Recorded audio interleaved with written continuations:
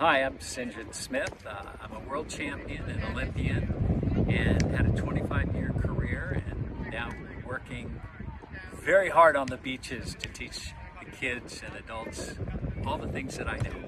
So it's very interesting. When I started playing, it was not a professional sport. It was very amateur. In fact, we played up and down the coast, Southern California, probably 8 tournaments. There'd be thousands of people out there watching us.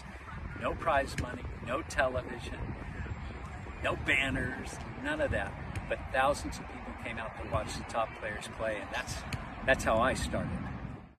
It was enough for us playing back in the mid to late 70s in front of all those people that we would want to play and continue to play all up and down the Southern California coast. But the sponsors had different ideas. They saw what was going in, they started to put money into the sport, and then they started to televise it.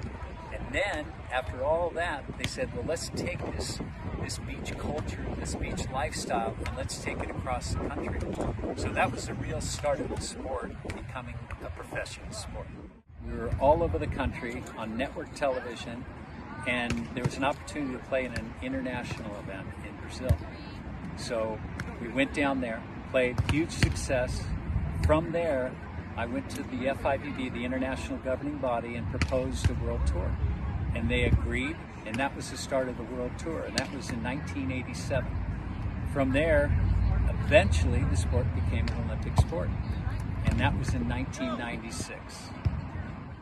There's so many opportunities now to play. Unlike when I was growing up, if I was going to play, I had to play in the backyard or find somebody who would play with me as a little kid. But now, with all the camps and clinics and tournaments up and down the coast here in Southern California and around the country, kids can learn how to play, be taught how to play, and actually have an opportunity to play in college, particularly the women who the NCAA adopted women's beach volleyball, and it's one of the fastest growing sports at the collegiate level. When I retired in 2001, Randy Stokos and I started beach volleyball camps, and we've been running them ever since. So now, if you look up and down the California coast, you'll find beach volleyball camps teaching beginners, intermediate, and club level players to play. So come check out beachvolleyballcamps.com, and you'll find out exactly where we are and exactly what we do.